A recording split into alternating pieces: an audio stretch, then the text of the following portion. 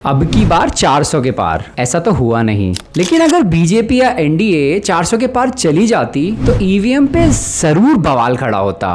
In fact Congress के सारे नेता ने यह कह दिया था कि अगर बीजेपी या एनडीए 400 के पार जाती है तो ईवीएम में घोटाला है, लेकिन ऐसा कुछ हुआ ही नहीं। बिना किसी बखेड़े, बिना किसी बतंगड़बाजी के सरकार बन गई। भला किसी ने ईवीएम या इलेक्शन कमीशन पे कोई सवाल ही नहीं उठाया। भला ये भी कोई इलेक्शन हुआ, ना कोई ड्रामा, ना कोई पंचायत, और सीधे सरकार बन गई। लेकिन अगले इलेक्शन में ईवीएम पे सवाल जरूर खड़े होंगे, ये लिख के ले लो, ये मेरा दावा है। बाय द वे, आपको जान के बहुत हैरानी होगी कि दुनिया के ज्यादातर बड़े देशों में जैसे यूके, जापान, जर्मनी, यहाँ पर ईवीएम को इलेक्शन में हटाकर बैलेट पेपर री इंट्रोड्यूस किया गया है। ऐसा तो नहीं कि हम कुछ गलत कर रहे हैं, ऐसा तो नहीं ईवीएम हैक हो जाता है। ये सब कुछ जानेंगे इस वीडियो में। पहले ये जो लाल सब्सक्राइब बटन दिख रहा है ना, इसे दबाकर इस चैनल को भारी मतों से आगे बढ़ने का साहस दे। ईवीएम का इंट्रोडक्शन इंडिया में पहली बार कांग्रेस पार्टी ने ही किया था, और आज ईवीएम की सबसे बड़ी आलोचना और विरोधी कांग्रेस पार्टी ही है। इनफैक्ट जब ईवीएम इंट्रोड्यूस हुआ था तब लालकृष्ण आडवाणी और उनकी पलटन मिलके यानी कि बीजेपी ईवीएम के सबसे बड़े विरोधी बन गए थे, और आज सारी ऑपोजिशन पार्टी मिलके ईवीएम के अगेंस्ट ही हल्ला करती है। तो वही बात है, जिसकी सरकार वो ईवीएम का दोस्त, जिसकी ऑपोजिशन वो ईवीएम का दुश्मन। पहली बार ईवीएम का इस्तेमाल हुआ था 1982 में केरला जनरल असेंबली इलेक्शंस में। लड़ाई चल रही थी कांग्रेस पार्टी और कम्युनिस्ट पार्टी के बीच में। कांग्रेस पार्टी के दिग्गज नेता मिस्टर बोस सिर्फ और सिर्फ 123 वोटों से हार गए, और उन्होंने ये बोला कि ये ईवीएम की गलती है। इतिहास में वो सबसे पहले इंसान बन गए जिन्होंने ईवीएम को दोषी ठहराया, और उन्होंने यही बात सुप्रीम कोर्ट में जाके याचिका दाखिल कर दी कि ईवीएम का यूज करना गैर संवैधानिक है, और तो और सुप्रीम कोर्ट ने मान भी लिया। इलेक्शन कमीशन ने कोई भी परमिशन या कोई भी लॉ नहीं बनाया था ईवीएम के यूसेज को लेकर इलेक्शंस के अंदर। तो फिर केरला असेंबली इलेक्शंस फिर से हुए, और इस बार कांग्रेस पार्टी जीत गई। तभी से ईवीएम पे ये एक काला दाग लग गया है कि ईवीएम तो हैक हो जाती है। लेकिन यहाँ पर ईवीएम की बात थमी नहीं। ये बात राजीव गांधी जी ने नोटिस करी, और वो टेक्नोलॉजी से बहुत इंप्रेस हुए। इनफैक्ट राजीव गांधी इतने ज्यादा इंप्रेस हो गए ईवीएम से कि उन्होंने इलेक्शन कमीशन के थ्रू एक लॉ ही बना दिया कि ईवीएम को आने वाले हर इलेक्शन में यूज करा जाएगा। तब से लेके आज तक EVM phase by phase different elections में यूज होना स्टार्ट हो गए। आज 2024 में इंडिया में हर इलेक्शन ईवीएम के थ्रू ही कंडक्ट होता है। तो ये थी ईवीएम की हिस्ट्री बहुत ही शॉर्ट में। इंडिया में ईवीएम को इंट्रोड्यूस करने के 5 बहुत बड़े कारण थे। पहला कारण, बूथ कैप्चरिंग। किसी भी पार्टी के लॉयलिस्ट या फिर गुंडा कह लीजिए, वो बूथ में घुस जाते, लोगों से ज़बरदस्ती बैलेट पेपर पे स्टैम्प करवाते, और अगर आप रिवोल्ट करते, अगर आप रेजिस्ट करते तो आपकी पिटाई भी होती। ये बूथ कैप्चरिंग इतनी कॉमन हो गई थी कि इलेक्शन कमीशन के लिए एक फेयर इलेक्शन करा पाना नामुमकिन सा बनता जा रहा था। दूसरा सबसे बड़ा रीज़न था बैलेट पेपर की स्टीलिंग।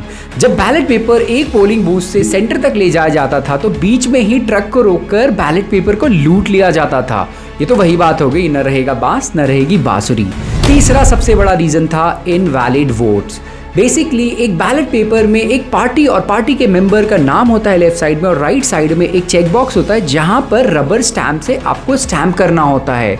लेकिन अगर वो स्टैम्प उस बॉक्स के 1% भी ऊपर नीचे हो गया तो वो वोट इनवैलिड हो जाता था, यानी कि नामान्य, काउंटिंग नहीं होती थी। और तो और अगर बैलेट पेपर को आपने किसी आड़े टेढ़े तरीके से मोड़ के बॉक्स में डाल दिया तो वो भी इनवैलिड वोट्स में काउंट होता था।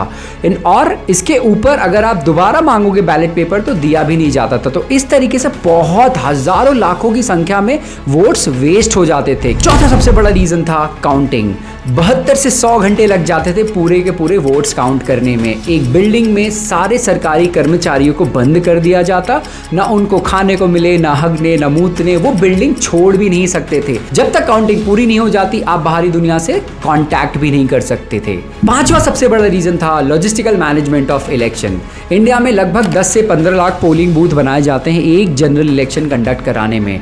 अब इन सारे पोलिंग बूथ पे बैलेट पेपर ले जाना, वहां से बैलेट पेपर लेके आना, करना, काउंटिंग करना, ये लॉजिस्टिक्स मैनेज करना इम्पॉसिबल होता जा रहा था इलेक्शन कमीशन ऑफ इंडिया के लिए। इंटरेस्टिंग फैक्ट ये है कि एक जनरल इलेक्शन कंडक्ट कराने के लिए लगभग 11,000 टन का बैलेट पेपर इस्तेमाल होता था। इमेजिन इतना सारा बैलेट पेपर ट्रक में भर के असम से, कन्याकुमारी से, राजस्थान से, जम्मू कश्मीर हर जगह पहुंचाया जाता था और वापस सेंटर में लेके आया जाता था। लॉजिस्टिकल नाइटमेयर था इलेक्शन कंडक्ट करना बैलेट पेपर से। इन 5 वजह के अलावा एक और बहुत बड़ी वजह थी जिसकी वजह से ईवीएम का इंट्रोडक्शन बहुत ज़्यादा फ्रूटफुल था हमारे देश में, और वो वजह थी यानी कि कॉस्ट। अगर सिर्फ और सिर्फ बैलेट पेपर की कॉस्ट निकाली जाए तो हर इलेक्शन में 50 करोड़ के तो सिर्फ पेपर लग जाते थे। इस साल 90 करोड़ रजिस्टर्ड वोटर बेस के साथ साथ लगभग 12 लाख पोलिंग बूथ्स थे। आप इमेजिन करिए कितना ज़्यादा पैसा लग जाता सिर्फ और सिर्फ बैलेट पेपर की ट्रांसपोर्टेशन, लॉजिस्टिकल और काउंटिंग में। इन बैलेट पेपर को रिप्लेस करके लगभग 55 लाख ईवीएम मशीन इंस्टॉल की गई 12 लाख बूथ के अक्रॉस। अब इलेक्शन का टोटल खर्च तो लगभग 70,000 से 80,000 करोड़ था, लेकिन ईवीएम के इस्तेमाल से हमने 5 से 10,000 करोड़ रुपए तो बचा ही लिए। अब ये जान लेते हैं कि ईवीएम बना किन कंपोनेंट से है। ईवीएम 3 ही हिस्सों से बना हुआ है। पहला कंट्रोल यूनिट, ये बेसिकली रिमोट कंट्रोल होता है जो पोलिंग बूथ ऑफिसर के पास होता है। दूसरा बैलेट यूनिट, वो यूनिट जहां पर आप बटन दबाते हो और वोट किसी पार्टी के कैंडिडेट को चला जाता है। तीसरा और बहुत अहम हिस्सा है वीवीपैट, यानी कि voter verified paper audit trail. जैसे ही आप किसी भी कैंडिडेट के लिए बटन दबाते हो, वो एक छोटा सा पेपर कुछ सेकंड्स के लिए आपको दिखता है जहां पर उस पार्टी के कैंडिडेट का नाम और सिंबल भी होता है। इनफैक्ट ये बहुत इंपॉर्टेंट एडिशन था 2019 के जनरल इलेक्शन के पहले ईवीएम के अंदर। ईवीएम के अंदर एक सेल्फ सस्टेनेबल बैटरी भी होती है जिसकी शेल्फ लाइफ 15 साल होती है। ये किसी भी और पावर या इंटरनेट से कनेक्टेड नहीं होता है। ईवीएम बनाना कोई हलवा पूड़ी का खेल नहीं है, एसी मोबाइल बनाने जितना आसान नहीं है। इनफैक्ट इंडिया का सबसे ज़्यादा रेगुलेटेड इलेक्ट्रॉनिक प्रोडक्ट है। अगर बनाते पकड़े गए ना बेटा तो सीधे जेल होगी और कोई सुनवाई भी नहीं होगी। तो इसीलिए इंडिया में सिर्फ और सिर्फ 2 ही कंपनीज ईवीएम बना सकती है। एक है भारत इलेक्ट्रॉनिक्स और दूसरी है इलेक्ट्रॉनिक्स कॉर्पोरेशन ऑफ इंडिया। ये दोनों ही स्टेट ओन्ड गवर्नमेंट कंपनीज हैं। क्या ईवीएम हैक हो सकता है? अब हम आ चुके हैं बहुत अहम सवाल के ऊपर। मेरी राय माने तो ईवीएम हैक होना इम्पॉसिबल है। इसके 2-3 बहुत बड़े कारण हैं। पहला कारण, ईवीएम में जो लगाई गई चिप है वो वन टाइम प्रोग्रामेबल है। अगर किसी ने भी उस चिप से छेड़खानी करी तो वो चिप सेल्फ डिस्ट्रक्शन मोड में चली जाती है और वो अनयूजेबल हो जाती है। तो एक बार जब सोर्स कोड चढ़ा दिया ईवीएम पे तो उस कोड के साथ टैंपर नहीं कर सकते। यानी कि अगर बटन ए के लिए दबाया है तो ए को ही वोट जाएगा। कोई पीछे से ये फेरबदल नहीं कर सकता कि ए को दबाओ बट वोट बी को जा रहा है। तो सबसे बड़ा रीज़न ये है। दूसरा सबसे बड़ा रीज़न ये है कि ईवीएम में ना कोई ब्लूटूथ, ना कोई पावर सोर्स और ना ही कोई इंटरनेट की कनेक्टिविटी की सुविधा है। तो बाहरी दुनिया से एकदम आइसोलेटेड मशीन को हैक करोगे भी तो करोगे कैसे? तीसरा सबसे बड़ा रीज़न है इलेक्शन कमीशन की complete air tight security. Manufacturing से लेके, प्रोक्योरमेंट से लेके, टेस्टिंग से लेके, डिप्लॉयमेंट तक हर एक स्टेप पर इलेक्शन कमीशन बहुत ही ज़्यादा टाइट सिक्योरिटी के साथ ईवीएम मॉनिटर करता है। तो कहीं पर भी ऐसी गुंजाइश नहीं होती कि कोई इसमें फेरबदल कर सके। अब चाहे आप कांग्रेस को सपोर्ट कीजिए, चाहे आप बीजेपी को सपोर्ट कीजिए, संविधान को तो सपोर्ट करते ही हो, राइट? अगर इलेक्शन कमीशन कह रहा है कि ईवीएम में ऐसा कुछ नहीं हो सकता है तो मान लो, क्योंकि वो संवैधानिक है। लेकिन इन सारे आर्ग्यूमेंट के अगेंस्ट विपक्ष दल, ऑपोजिशन हमेशा ये कहता है कि अगर जिस दिन मशीन मैन्युफैक्चर हो रही है उस चिप में जब कोड चढ़ाया जा रहा है उसी दिन किसी ने फेरबदल कर दी तो क्या?